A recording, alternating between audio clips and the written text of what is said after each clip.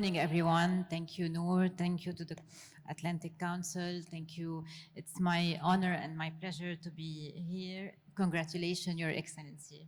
Thank you. Every time we are proud to see women more and more successful. Your Excellency, you're one of the key leaders shaping the UAE's AI-powered economic transformation. And I'm excited to dive into your mission, your work, and the recognition you're receiving today. You are receiving a major award today.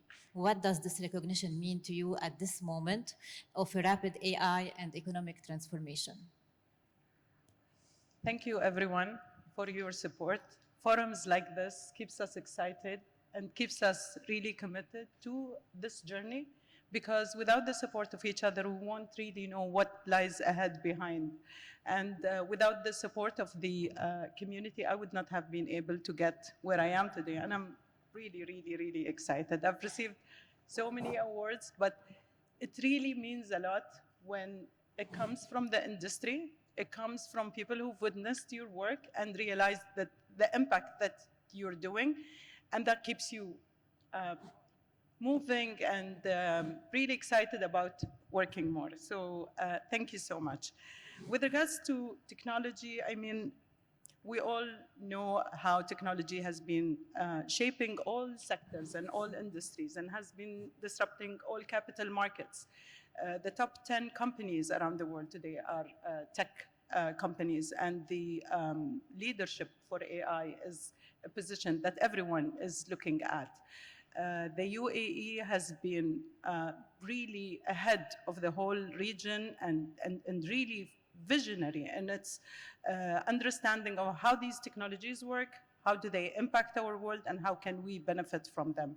And as leaders, we really need to understand these technologies, not just what they are, how can we use them, how can we benefit from them, how do we protect our data, how do we protect our community, and how do we create an environment for this technology to benefit everyone else. There is a lot of implementation opportunities for these technologies to benefit, specifically in creating impact and inclusive opportunities for a bigger community to contribute to the economy, but we really need to implement it in the right way. Yes, so true.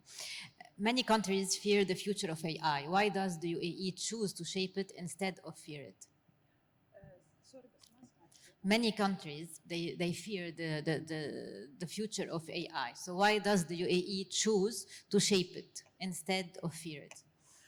So the UAE has been always ahead in terms of understanding what is happening. And we all know how the UAE has created an environment for us to experiment. Coming personally from creating the fintech ecosystem in the whole region back in 2017, at that time there were not even regulations. So with a mindset of a leadership that says, if there's no regulation, let's create it, rather than saying, there's no regulation, we don't know how to do it, let's not deal with it. It's really experiment with it, test it, see if there is any good potential out of this, and then we take informed decisions based on information and real use case scenarios.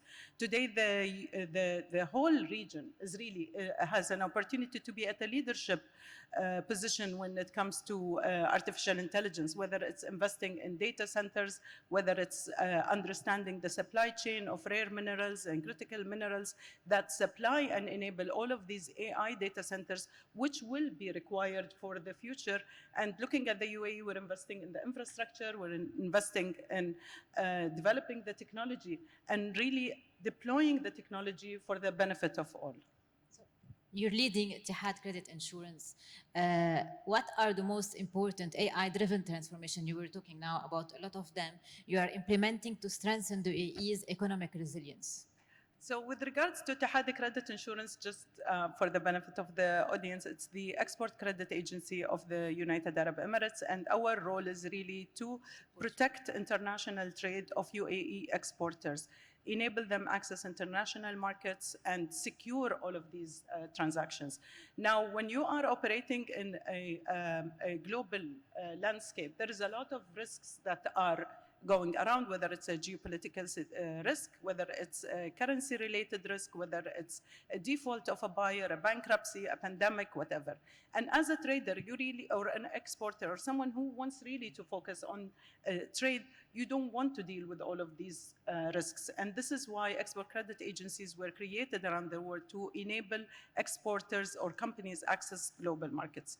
When it comes to Etihad Credit Insurance, we have implemented the technology that reads data from 10 different data sources and gives us access to more than 400 million records of buyers around the world. So we are able to leverage on AI technology to do the predictive assessment of these buyers, their probabilities of defaults, looking at the geographic locations, the situations that might happen in terms of catastrophes or whatever that will affect the trade. So having access to all of that information, it's big data, it's dynamic, it's timely, enables us to assess the risks in a very meticulous way to enable those traders to access those markets. Also, you support the UAE companies and SMEs to grow with confidence in global trade. So how are you integrating predictive intelligence and digital tools to empower them? So what we have done at ACI, because we realized that anywhere globally, SMEs contribute the majority to any economy, but the SMEs remain a risky segment, and a segment that really struggles in terms of accessing finance, at least to finance their working capital requirements and all of these information. When it comes to SMEs and trade, what we have done is we really built some intuitive tools on our website to enable them to understand the import potential from the target countries that they are looking at. So for example, I am producing these glasses and I want to export. Where do I go? So I look at which countries have it, which buyers are available, and how can I reach them. And with building all of these tools, we enable our clients to access the markets, find the right opportunities of these requirements, and also secure their transaction along the way. You often emphasize responsible AI, innovation with trust. How are you building that culture inside the institution you lead? Responsible AI is very important. I don't think that there is a single standard implementation of it. However, it is a key component of any strategy for any implementation.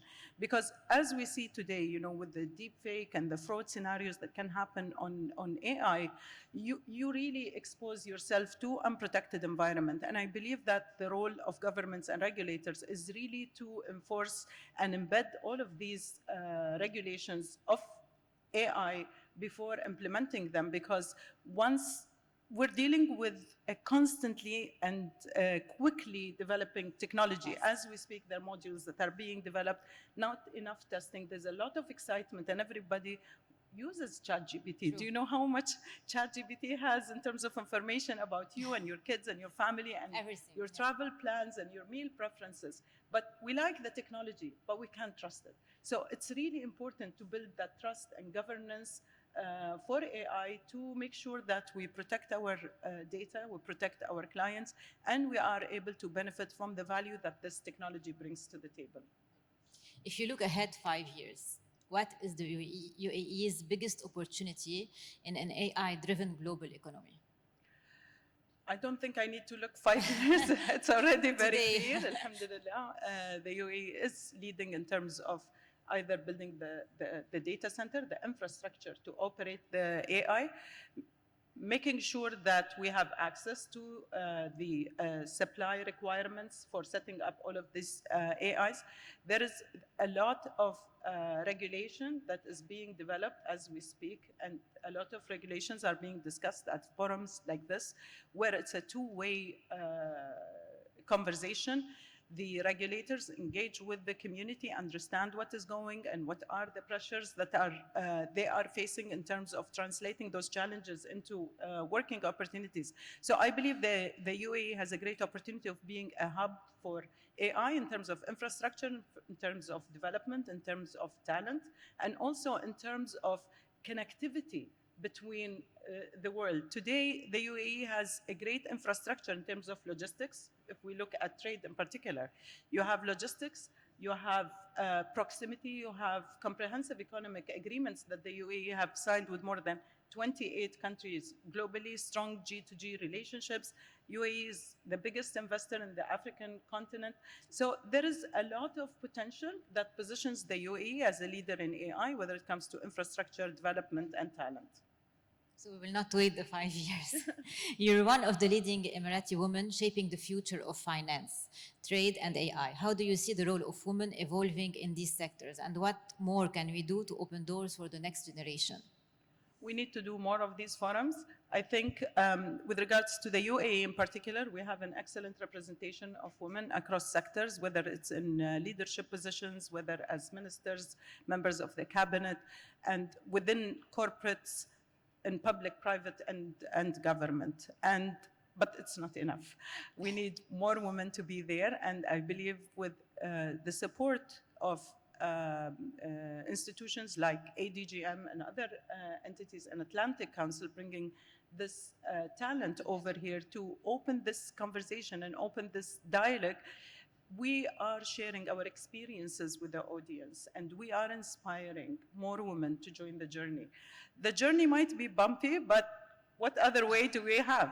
We have to go through it and figure out what's the best outcome and never ever give up. Yeah, never give up in life. What message would you give to the next generation of Emirati innovators and even not Emirati innovators who will shape the UAE's future? I will say that the UAE has created a platform. It has created an opportunity for so many people to take an advantage of. Today, if I look back in 2017 when we launched the FinTech Hive in the DIFC, we didn't have a single startup in the DIFC. And today there's more than 1,000 startups in the DIFC. So today, these startups came from all over the world. And for us, we're here as Emiratis or as residents in the UAE. Yes. The accelerators are there, the funds are there, the regulators are there, the forums are there, and we're very proud of solutions and technologies and products that are made in the UAE. So we have a huge support that is available for everyone, and we see companies come from all over the world to benefit from it. Yeah. So why don't we take the lead and work together to make something very, very specific from Abu Dhabi? Being at Harvard also leading,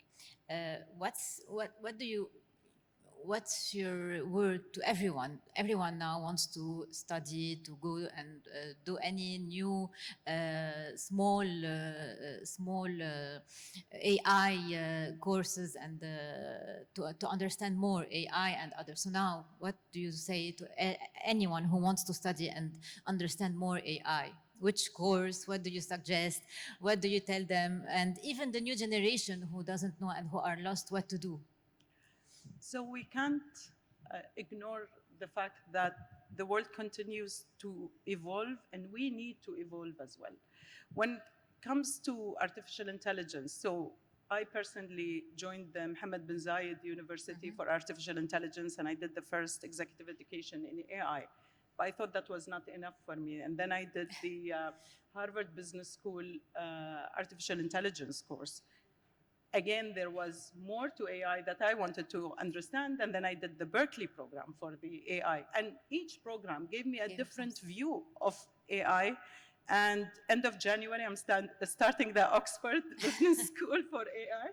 So there is a lot to learn, and it really depends on your capacity and your passion and how much impact you want to create.